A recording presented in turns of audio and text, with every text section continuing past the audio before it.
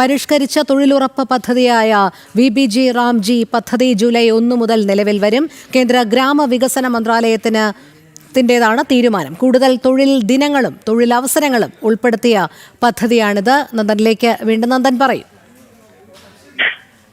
Indian ഗ്രാമങ്ങളുടെ സാമ്പത്തിക സാമൂഹിക അടിത്തറ ഭദ്രമാക്കാൻ ലക്ഷ്യമിട്ടാണ് കേന്ദ്ര സർക്കാർ ഈ പദ്ധതി വിഭാവനം ചെയ്തിരിക്കുന്നത്. VBG റാംജി ഗ്രാമീണ വികസനത്തിന്റെ പുത്തൻ അധ്യായത്തിന് ജൂലൈ 1 മുതലാണ് തുടക്കമാകുക. ഗ്രാമീണ വികസനത്തിന് പുതിയ ദൃഢനിശ്ചയം, ഒപ്പം തന്നെ തൊഴിലുകൾ പുതിയ ഗ്യാരണ്ടി എന്ന മുദ്രാവാക്യമാണ് ഈ പദ്ധതി മുന്നോട്ട് വെക്കുന്നത്.